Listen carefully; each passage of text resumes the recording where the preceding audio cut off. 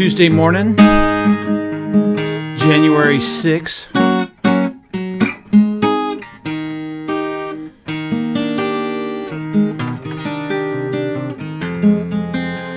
$2026, did I say that? 2026, I said. Can you believe it? January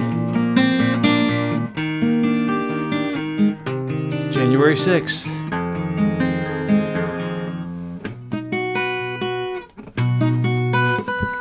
Woo! It's hard to play that chord for reasons that I don't need to go into. Good morning, friends.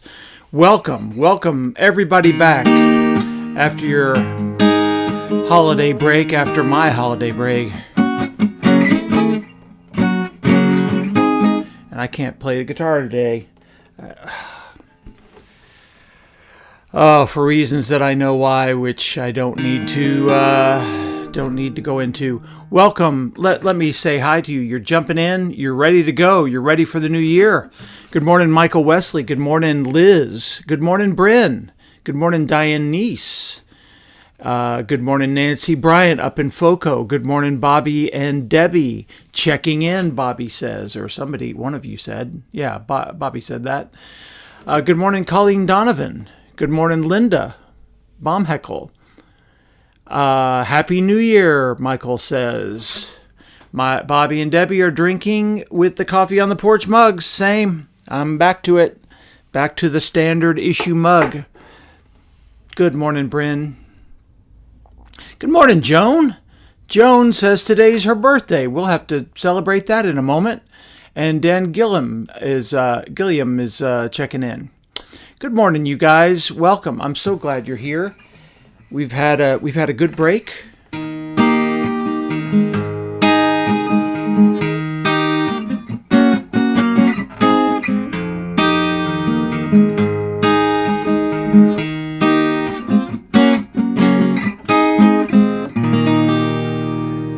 All right, let me put this down for a moment and let's get ourselves situated and get going. Welcome. You are here at Coffee on the Porch. That's where you are. We are here on Substack. This is a live stream that I have done this, I don't know how many years now. 6? Is that right? 6 years? Good Lord. Something like that. Long time. Good morning, Kay. Good morning, Margaret Collins. We've been doing a live stream a long time. We've been on Substack for some months now. It's going well. Did I say good morning to you twice? I'll say good morning to everybody twice if you want. We are here every week on Substack, 9:30 Central. Substack is very good about sending you a little nudge by email if you're paying attention to your email. But if you want a prior nudge saying, hey, we're about to get started, kind of ringing a bell telling you to get gathered up, well, you can sign up on this form here. Scan that QR code or go to that link and it will get you to a sign-up page for a text reminder that I send, theoretically, every Tuesday at about 9 a.m. So, yep. It's good to see you all. Good to be here. Good to be back in the saddle with Coffee on the Porch. I got to tell you, though, it was a really good break. I needed more, and I need more. I'm just not even going to lie about that. Not even going to try to sugarcoat that at all. You like the text, Dan? It is helpful. It is a good nudge, I think, for a lot of people. All right, let's get right to it, shall we? Let's just go ahead and get going with our regular scheduled program. What we do here on Coffee on the Porch, the first thing we do is to look at a question, a very United Methodist question, a very spiritual question, I think, called how is your soul? How are you doing in this challenging time? It's a challenging time. I think we can say that with some honesty and accuracy. Now, see, every now and then all right, never mind. You don't need to know that. Had a technical fart behind the scenes. Good morning, Antoine. Anyway, we asked this question: how's your soul? How you doing? How was your break? And the first thing we do is we have our coffee. We're here to drink coffee, or tea, or whatever it is you drink. This is my Onyx coffee. I've been back with them for some months now. After flirting with other suitors, came back to my Onyx. Coffee on the porch mug, y'all. Cheers. Take a big sip of whatever you're drinking. Good morning, Carol Ann.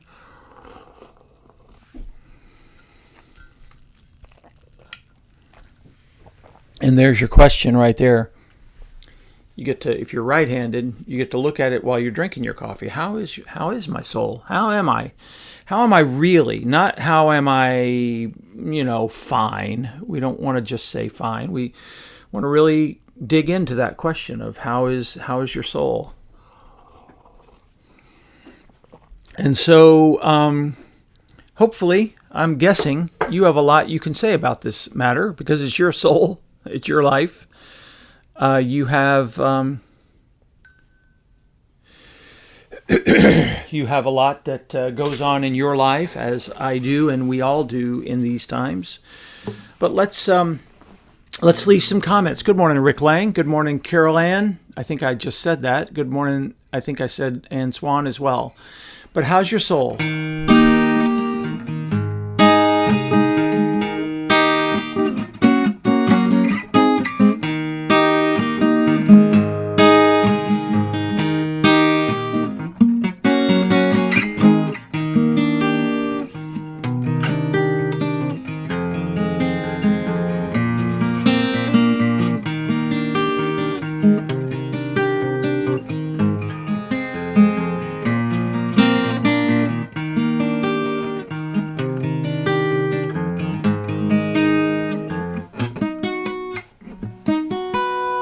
Woo!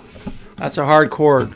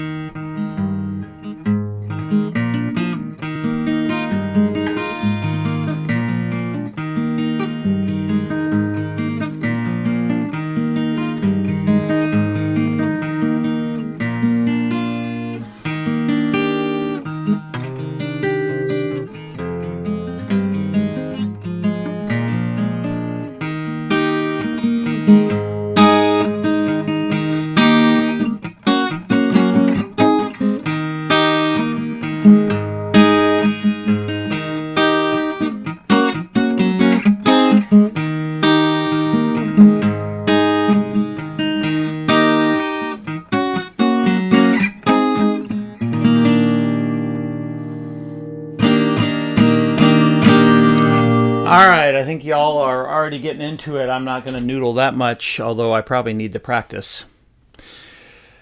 Not a lot of practice over the break for me. Let me see what y'all are saying, friends.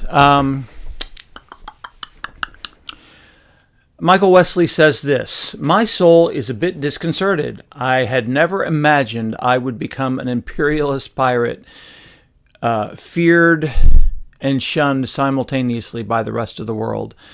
Yeah, it's a hard time, isn't it? It's a hard time to be to be an American and to know how deeply we have messed up the trust of the rest of the world. This reminds me, last night, some of you in Dallas will know the name Jody Dean, a radio personality of many years here. I don't know why it's so dark in here today. I guess because it's bright outside. I have all the lights on, right? Yep. For some reason, I'm very dark in the foreground today. I don't know why. I'm not going to worry about it. Anyway, I guess it's just very, very bright. It's probably just the way the sun is coming in back here. Let me see if I do this.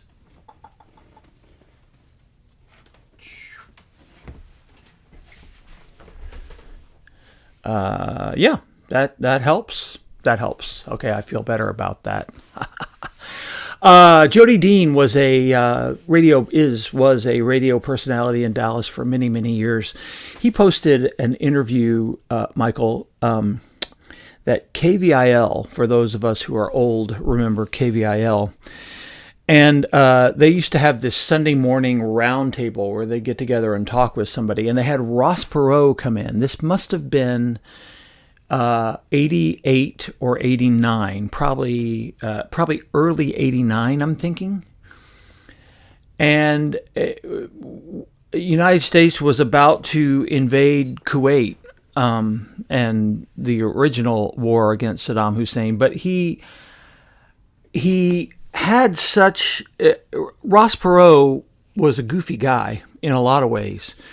But my God, the understanding he seemed to have of the geopolitical stuff that was happening in our world, the different interests between people in the Middle East and people talked about Latin and Central America, and I just thought there's nobody today. It was kind of shocking to hear it, that there's nobody today really talking in that kind of complicated, non-binary, not good or bad or this or that, but what are the different players and how does it all fit together? And that is what America always did pretty well, to have conversations with people in other countries about how the world ought to work and how we ought to all relate together. And we're just not doing any of that, as you're pointing out, Michael. It's just this imperialist pirate. Yeah, I know. It's disconcerting. Bryn is saying this, and I know this is a big loss. I know you're feeling this big time.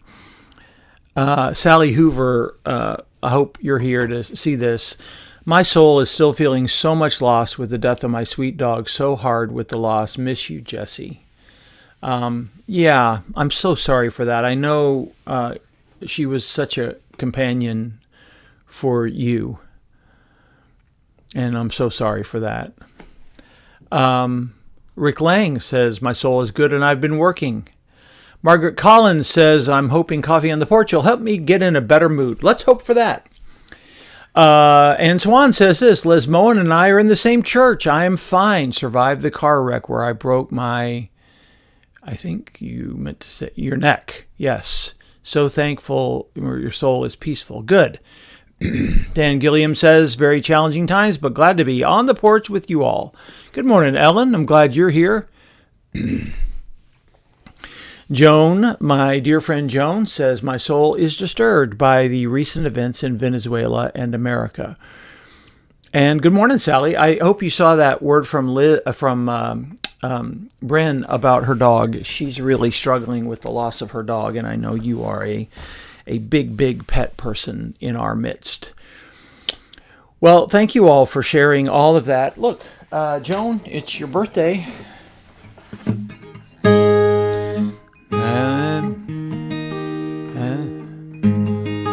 Happy birthday to you. Happy birthday to you. Happy birthday, dear Joan.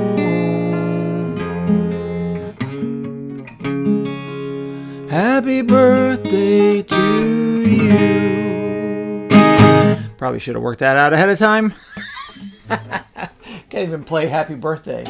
That's how long it's been since I played guitar, y'all. I had a good break. I had a lot of serious, intense time off, and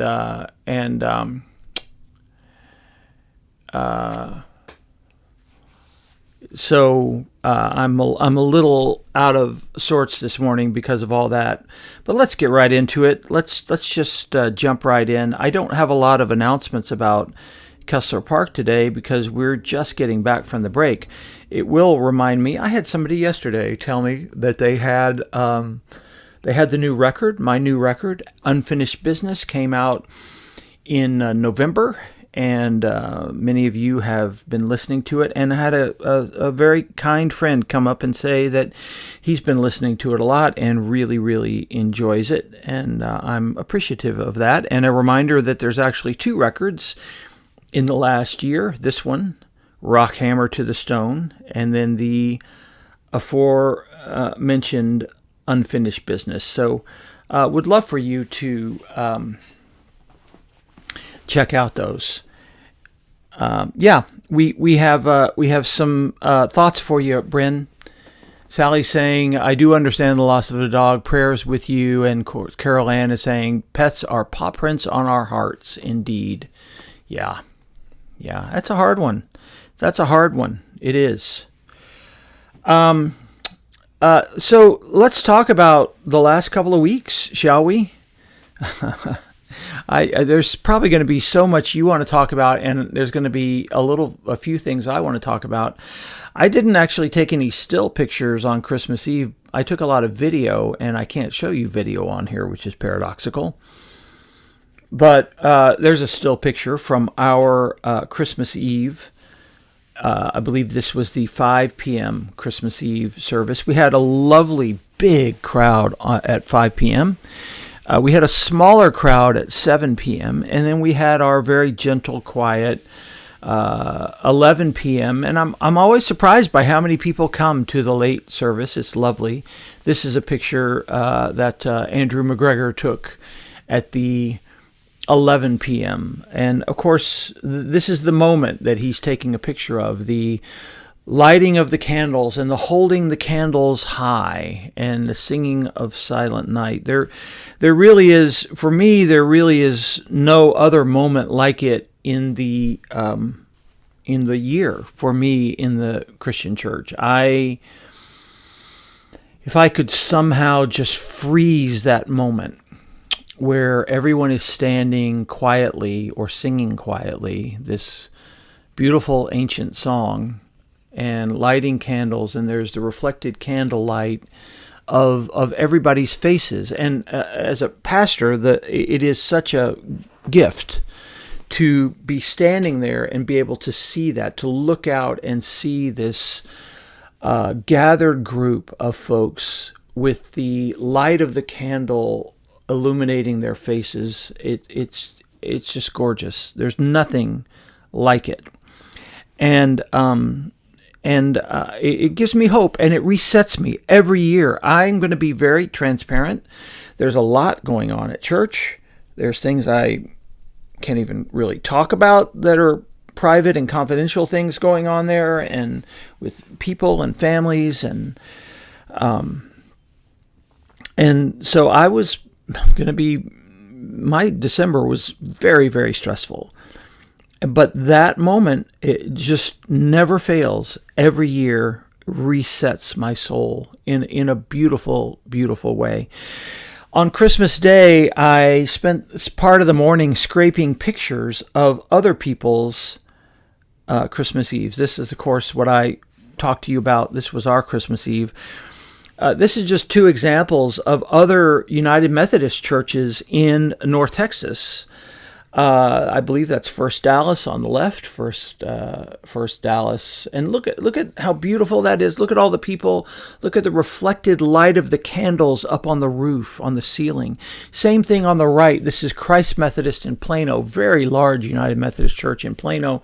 Look at the thousands of people gathered together, and what strikes me every year in that moment is to know that you are doing the same thing that millions of other people are doing in different time zones as Christmas Eve unfolds.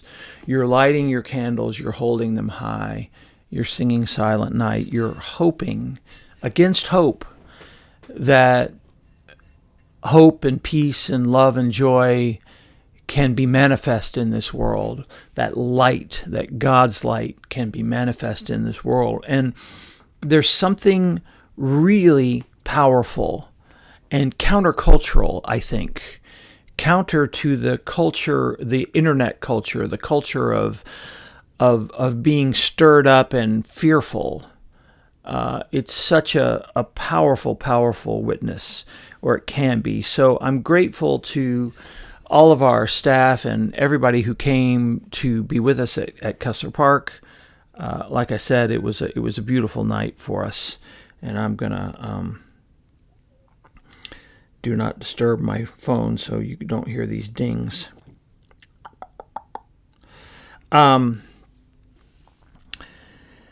We got home and probably about 1:30 in the morning lit our own Advent wreath, which you'll see on the dining room table. And this was a middle of Christmas night picture that I took of our tree and just everything, and it was an incredibly peaceful moment. And then the next morning we got up and we were goofy and we got matching pajamas. Why wouldn't we? A lot of fun. Christmas Day was a little still pretty exhausting. Yeah, Ann Swan says this too. We did this at Onalaska FUMC, not an empty seat. Yeah, I mean, it's Christmas Eve has become as big as Easter in a lot of places, I think, in the culture. And I'm here for it because the message of Christmas, like I said, this message of an incarnational love, it's all about love and incarnational love for this world of ours, that this world is not abandoned, as harsh and as hard as things feel, that we can celebrate seeing God in other people and seeing light, being God's light in the world. So I'm here for it. This was the scene at our house, like I said, Christmas morning. And then it was a pretty exhausting day, though, because then we drove out to the lake and we met our family, three of our nieces and nephews, and their family joined us around the lake house table for Christmas lunch, middle of the afternoon. And but oh my Lord, it was a lot of work, y'all. I mean, it was. And that's after, Christmas Eve being a very big work day for us. So we were exhausted afterwards, y'all. Look at this picture. Denise took this picture. This is somewhere after the lunch. Oh my God! Look at these conked out people and the dog. Everybody's conked out. Everybody's conked out there at the lake house. We're just like wiped. So yeah, it was great. And here's a sunset picture on Christmas Eve at the lake as the sun went. Christmas Day sunset picture as the sun went down. So I hope you had a beautiful and blessed Christmas. I did a burn pile for the first time in a couple of years. I know that seems like a dumb thing to say, but man, it's very relaxing to me to just burn off this old dead wood that accumulates. It's sort of like then there's Holmes. He's asleep too. See? He's asleep as well. But we had my neighbor and I, Andrew, did the burn pile together. I should have put a picture of Andrew in here. And that was a great all-day event a couple of days after Christmas. We had a church member die at Kessler, so I did have to come back to town for a day. Drove back in and out to town to be with the family. Big prayers for the Baxley, Pelletier, Powell families. They're big, beautiful families. Phil Baxley died on the Sunday after Christmas, Sunday morning after Christmas, and so we'll have a service for him this coming Thursday at 10:30 at Kessler. Of course, all the beautiful folks who knew and loved Phil, I hope you'll all come and be with us.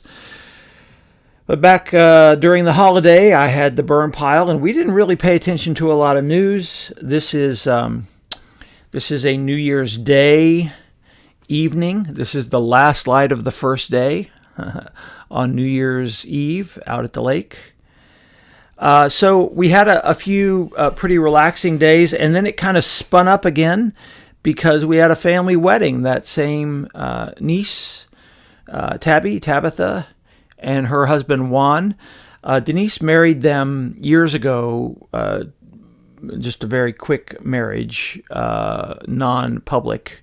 But they decided they finally wanted to have a big wedding. So they did that. As it turns out, it was about 20 minutes from the lake house, which was super helpful to us, super convenient for us. And so beautiful outdoor venue called the Farmhouse.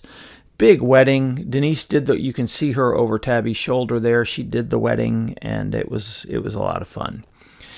It was nice to see everybody. It was nice to be there, and it was certainly nice to be 20 minutes away. But I actually drove back into town after that to get ready for church. And then yesterday, back to the real schedule. Back out at the Ice Field office in the morning with my dear friends Rabbi Kasten and Reverend Mara Bim. And then also a very long walk that night. I've done something to my knee. I don't know what it is. I had a trigger finger issue about 2 months ago, which is better. And I'm hoping the knee is the same thing. But I did manage a very, very long walk. I have found that if I push it and make myself walk, the pain goes away. So I guess I just need to do that, maybe. I don't know. It's better than it was. It's much better than it was right after I injured it, but it's still a challenge. So that was my break. That was what happened personally and in the church. And now we're here. Here goes 2026. And of course, we've invaded Venezuela and taken the president. I'm just going to remind you that back in late November, we talked about Donald Trump's hypocrisy regarding, let's see if I can even find that right here, regarding drug trafficking. That so much of what he's doing, the border wall, the rounding up of what he alleges are criminals, they're not criminals, most of them, the vast majority are not criminals, all of this, the blowing up Venezuelan boats, which went on for months, all of this is, in my opinion, performative violence, unserious performative violence. I've said that for months now. Hey, James, good to see you, buddy. And I'm just going to remind you, Q1, we're here in Q1, and you're right. I'm just going to remind you of this. I don't think it's going to be a live link, but you can copy that. This is a piece that I wrote a month ago where I said Trump's performative violence has felony oil possession. That's good. Okay, that's good. That's worth it. That Trump's performative violence has no moral center. It doesn't, because while he's doing all these things, allegedly making America safer, he's pardoning drug criminals right and left. Dozens of them. There's one specific Colombian man who it was personally a part of a $400 billion, or maybe it was million. I don't know. 400 is the number I remember. It's got to be billion. I'm pretty sure. Cocaine cartel. Just pardoned the dude. Pardoned him. He's done that with others, with other drug criminals. He's pardoned the people who ran dark web sites where drugs are bought and sold, where the guns that feed the cartels are bought and sold. He pardoned that dude. So he's not serious about drugs, even though he says this is all about drugs. He's not serious about it. It's all it's all performative theater. I'm not going to use that word. It's all performative theater. That's what it is. And so, once again, we see it. His supporters think he's being tough. He's not being tough. It's performative. It's performative violence to assure you that he is being tough when he's not. So that's about all I'm going to say about Venezuela. I wish we hadn't done it. It's not good.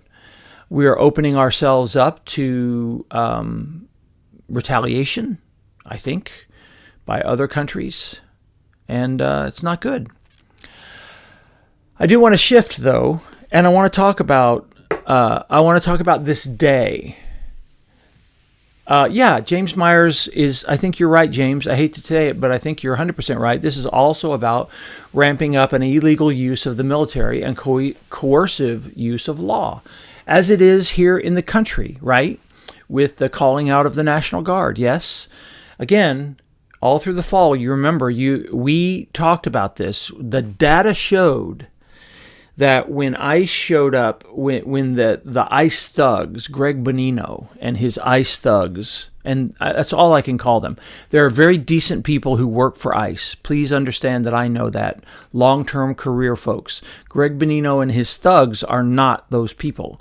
And they have gone from city to city, from Portland to Chicago to New Orleans to Carolinas and Memphis, and everywhere they show up.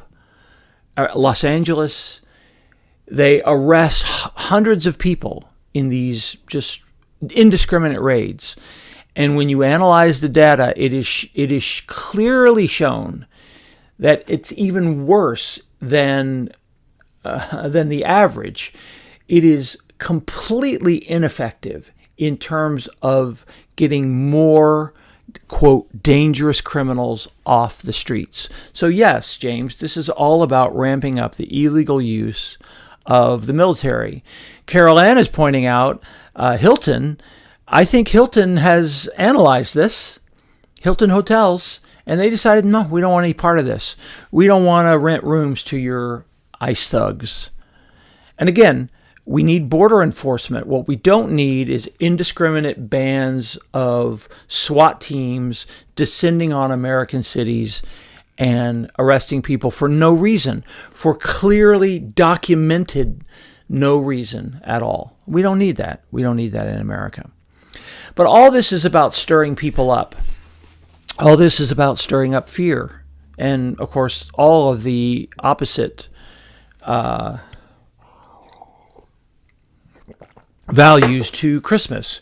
Bobby Berger says this, I believe there's an Israel connection. Current politics are against Israel and linked to Iran. Netanyahu wants to change the balance. Well, he was certainly happy to jump out and congratulate us, wasn't he? Because, he wants to get out there and do the same thing. Destabilization. Anne is saying, the word destabilization. That's really what this is about. It's about stirring things up. And so this gets me to what I wanted to talk about today. And these two pictures sum it up right here.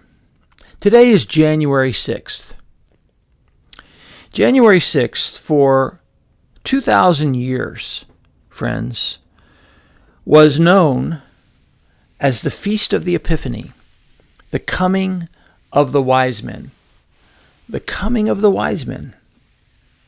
But of course, as you know, after January 6, 2021, was it 2021? Yeah. January 6th became known for a violent insurrection against the United States. And that's what it was. I'm not going to debate with anybody about that. You can't look at this picture, I'm sorry, and tell me that it was peaceful.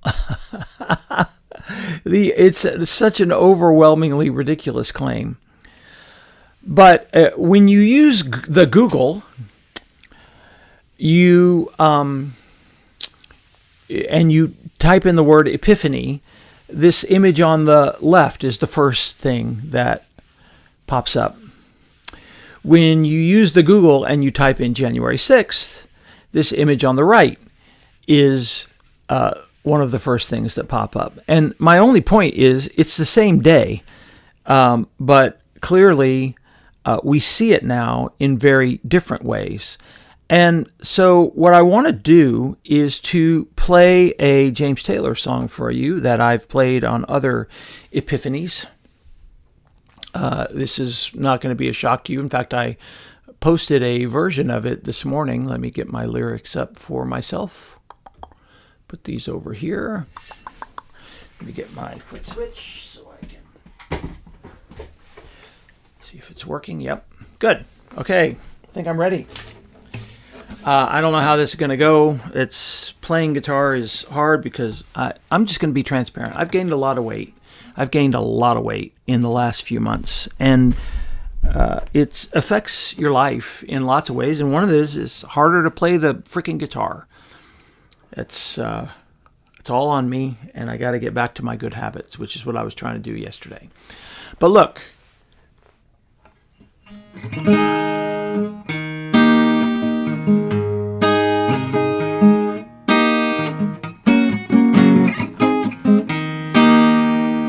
James Taylor years ago did an Epiphany song, which is not a real thing in a lot of ways. I think this may be one of the only popular musicians do a lot of Christmas songs. They don't do a lot of Epiphany songs. But James did this song. I'm trying to get my chair. So this is called Home by Another Way. And I'm going to play it, and then I'm going to let James tell us the story of the Epiphany, and you're going to see 100% James Myers, 100% your last comment. Yes.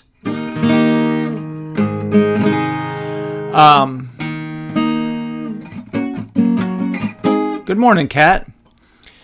So you love this tune? I do too. I really love this tune as well.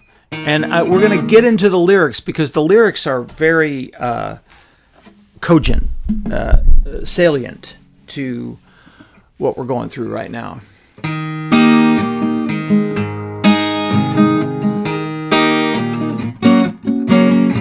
Those magic men, the Magi, some people call them wise, or Oriental, or even kings. Well, anyway, those guys, visited with Jesus, they sure enjoyed their stay. But then, warned in a dream of King Herod's scheme, they went home by another way. Yes, they went home by another way, home by another way. Maybe me and you can be wise guys too and go home by another way. We can make it another way. Safe home, as they used to say. Keep a weather eye to the chart on high and go home another way.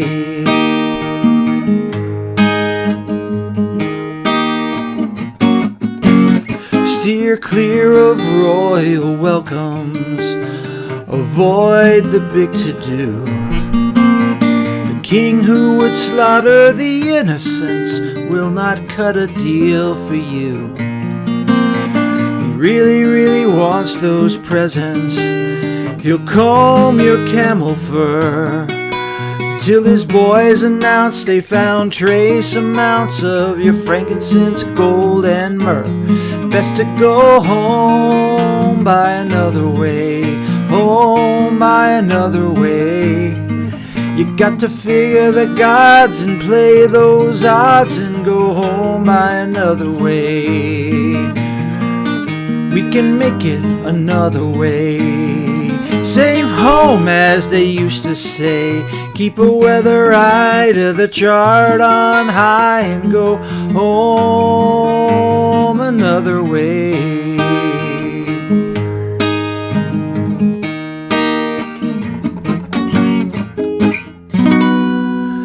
Now home is where they want you now, and you can more or less assume that you'll be welcomed in the end. Mustn't let King Herod haunt you so, or fantasize his features when you're looking at a friend. Well, it pleasures me to be here and to sing this song tonight. They tell me that life is a miracle, and I figure that they're right. But Herod's always out there. He's got our card on file. It's a lead pipe cinch if you give an inch. Old Herod wants to take a mile. Best to go home by another way. Home by another way. We got this far to a lucky star, but tomorrow is another day. We can make it another way. Safe home, as they used to say. Keep a weather eye to the chart on high and go home another way.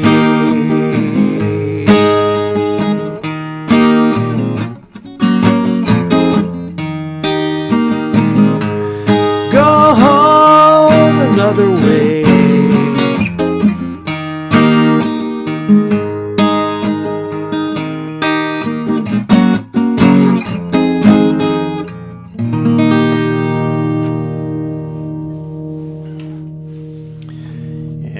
Home by another way. I play that for you every year or two, I suppose, maybe, on this day.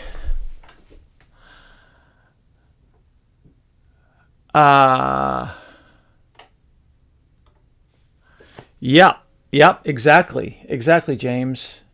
James has got it right. James, and you guys are jumping ahead. I'm going to come back to that thought. Good morning, Kat. I'm glad you're here. Bobby says this: my explanation and playing of this songs gives me a tomato understanding. I don't know. You're going to have to explain what a tomato understanding is, Bobby. That's funny. I know that's not what you meant, whatever it was. Look, let's let James, spirituality often comes to us. Oh, good to see you, buddy. I agree with you. I'm going to read all of your comment in a minute, James. I agree with all of what you're saying here, by the way.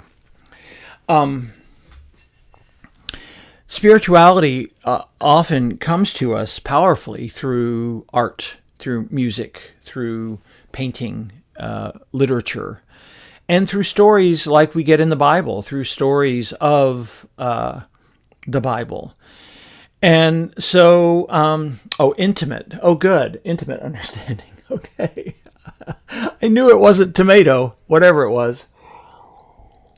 By the way, Bobby, we are very, Bobby and Debbie, we're unlikely. In fact, we are going to cancel the coffee hour on Thursday because of the funeral that we have at Kessler. So just FYI, no coffee hour this week, even though we said there would be one. So let's let James explain some of this story to you. First verse: those magic men, the Magi, some people call them wise. We call them the wise men. Some people call them Orient. We three kings of Orient are. Well, anyway, those guys. The point is, he's acknowledging we don't know who these guys are. Nobody does. They're magic men, magi. Magic comes from the word magi. Likely astrologers, likely from the east somewhere. We don't know. No idea. But James is acknowledging this. They visited with Jesus. They sure enjoyed their stay, but then, warned in a dream of King Herod's scheme, they went home by another way. They made the choice to make another choice. They made the choice to not go back to Herod, to go back another way. And as James is pointing out here, and I think he's already left, don't get caught in a logical box, the horns of a dilemma. Find a fresh path. Yes, find a fresh path. You don't have to necessarily confront head on evil, even. Not every day. I think of Star Wars, for example. The next to last Star Wars movie, where Luke gives his life not so that they would win, but so that the rebellion can flee for another day. Do you remember this? He's standing out in front. The whole empire is bearing down on him. Bearing down. And by the way, he's not even there. It's all mystical force stuff. But while he's doing that, it gives the rebellion time to flee. To flee. Sometimes you fight, and sometimes you live to fight another day. And that's what the wise men decided. They decided, live to fight another day, go home by another way. That's what Jesus and Mary and Joseph decide, to flee into Egypt. Why? Because King Herod is a crazy man. And James Taylor gets into this as well. This is verse 2. Steer clear of royal welcomes, avoid a big to-do. A king who would slaughter the innocents will not cut a deal for you. He really, really wants those presents. He'll comb your camel's fur till his boys announce they found trace amounts of your frankincense, gold, and myrrh. I got to tell you, what we know of King Herod was that he was a truly violent guy. And James has this right too. A king who would slaughter the innocents will not cut a deal for you. That's absolutely right. It's true. Herod was known. He killed one of his own wives. He killed one of his own sons while he was on his deathbed. I guess in an effort to control things, had a son murdered. Unbelievable. Anyway, a king who would slaughter the innocents will not cut a deal for you. We have a allegedly deal-making president who keeps us all stirred up, who keeps people stirred up, who keeps fear growing. We see this in the next verse that I want to. It pleasures me to be here and sing this song tonight. They tell me that life is a miracle, and I figure that they're right. But Herod is always out there. He's got our card on file, and it's a lead pipe cinch. If you give an inch, old Herod's going to take a mile. Yeah, that's right. Donald Trump, I've said this many, many times, on January 6th, Donald Trump stirred up his followers. He did not calm them down. He did not lead as a good leader would. And this is also in that story. It says that it's exactly right. That's exactly right. One of Herod's castles was in Masada. I was there, and it's on a huge plateau. Bobby, there's a story of him murdering a group of people on the road to Masada. It's not even clear they were rebels of any kind. They were just there, and he just murdered some of his own people. Yes, absolutely. So he was a little paranoid, and so in the Bible text it says, when Herod heard that the wise men had come to worship Jesus, he was stirred up. He was fearful. The word can either be fearful or stirred up. And it says, Herod was fearful and all Jerusalem with him. Powerful little line. He was stirred up and all Jerusalem with him. We are meant to understand that not only was he a bad leader, but his bad leadership stirred everyone else up. Sound familiar? Yeah, of course it does. Because that's what we've got right now. We've got that kind of leader. We've got a guy who stirs people up, who divides people, who splits people, who says he's doing it to keep us safe, but it's not. It's all a lie. It's all performative violence. And he wants the conflict. He wants the violence, I think. He'll probably deny that, but I just, it's not credible. It's not believable anymore.